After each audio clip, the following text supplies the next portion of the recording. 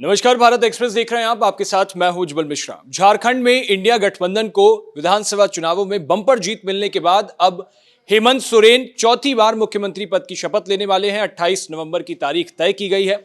28 तारीख को हेमंत सोरेन शपथ लेंगे। अब हेमंत सोरेन की शपथ की चर्चा के बाद कैबिनेट की चर्चा होने लगी है कि आखिर इस बार हेमंत सोरेन की कैबिनेट में कौन कौन होगा और उससे पहले किस फॉर्मूले से हेमंत सोरेन इस बार झारखंड में सरकार चलाएंगे। तो उस फॉर्मूले की चर्चा हो रही है और आपको फॉर्मूला बता दें, वो फॉर्मूला होगा 6 4 और 1 का फॉर्मूला। अभी 6 4 1 क्या है, इससे समझते हैं। अभी तक जो सूत्रों से खबर मिली है उसके मुताबिक झारखंड में जेएमएम कोटे से 6, कांग्रेस के कोटे से 4 और आरजेडी से 1 मंत्री बनाया जा सकता है। बस यही है 6 4 1 का फॉर्मूला।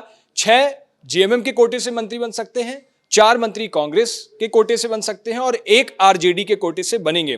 और ये पूरी इस बार की जो रूपरेखा तैयार की है वो खुद हेमंत सोरेन ने, कहा जा रहा है कि चुनावों से पहले ही इसकी रूपरेखा तैयार की गई थी और उन्हें यह आइडिया था कि इस तरह के परिणाम आ सकते हैं। और उसके बाद अब इसी फॉर्मूले को, जो पिछली बार की तरह फॉर्मूला इंप्लीमेंट हुआ था, इसी फॉर्मूले को एक बार फिर वो इस बार इंप्लीमेंट करने जा रहे हैं।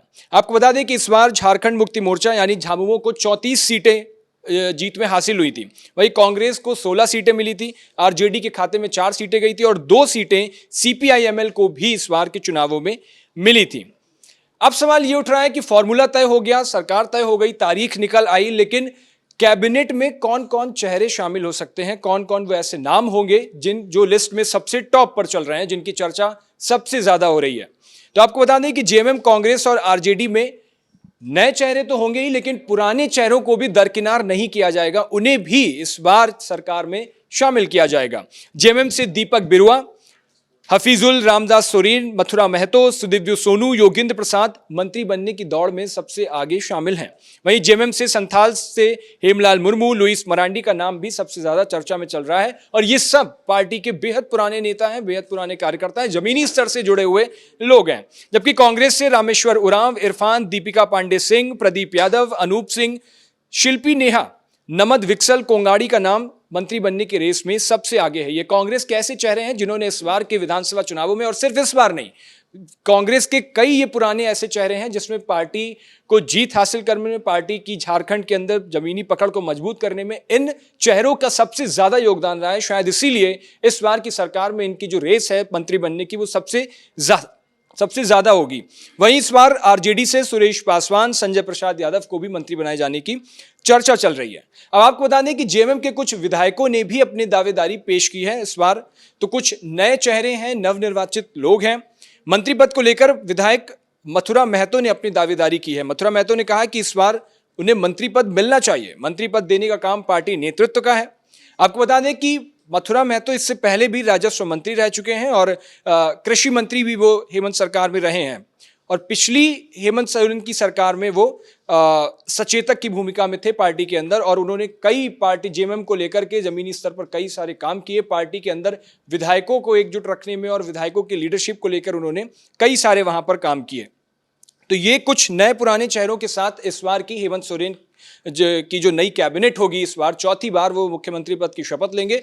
और उसके बाद जो नई कैबिनेट होगी उसमें पुराने चेहरे तो आपको मिलेंगे, लेकिन इस बार बहुत सारा फेरबदल भी होगा और नए चेहरे आपको उस कैबिनेट में देखने को मिलेंगे।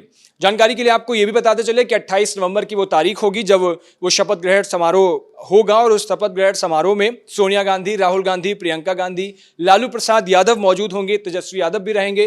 अरविंद केजरीवाल, चूंकि इंडिया अलायंस के पार्टनर हैं, इंडिया अलायंस में शामिल है उनकी पार्टी, तो अरविंद केजरीवाल, ममता बनर्जी, अखिलेश यादव, फारूक अब्दुल्ला, उमर अब्दुल्ला, दीपांकर भट्टाचार्य और पप्पू यादव समेत इंडिया गठबंधन के तमाम बड़े नेताओं को इसके लिए न्योता भेजा गया है। झारखंड में जब मुख्यमंत्री के तौर पर हेमंत सोरेन शपथ लेंगे तो ये तमाम बड़े नेताओं को निमंत्रण पत्र भेजा गया है। अब देखना होगा कि इनमें से वहां पर शामिल कौन कौन होता है, क्योंकि झारखंड में इस बार इंडिया अलायंस तो चुनाव लड़ रही थी, लेकिन समाजवादी पार्टी ने भी 21 सीटों पर अपने प्रत्याशी इंडिया अलायंस से अलग हटकर मैदान में उतारे थे।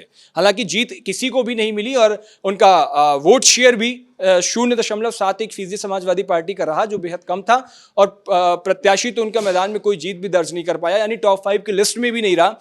तो ऐसे में देखना होगा कि जब मंच पर सारे बड़े नेता जिनको निमंत्रण दिया गया होगा, अगर वो आते हैं, पहुंचते हैं और बैठते हैं, तो वो एक वाकई में दृश्य बिल्कुल अलग होगा। इंडिया अलायंस एकजुटता का प्रदर्शन करेगा, जैसा पिछले कई दफे में कर चुका है। बाकी इन चेहरों के अलावा आपको कौन लगता है कि हेमंत सोरेन कैबिनेट में और कौन शामिल हो सकता है, या आपको भी लगता है कुछ अलग फॉर्मूले से इस बार सरकार सेट होगी? तो अपनी राय हमें कमेंट बॉक्स में जरूर बताइएगा। देश और दुनिया की बाकी तमाम खबरों के लिए देखते रहिए भारत एक्सप्रेस। शुक्रिया।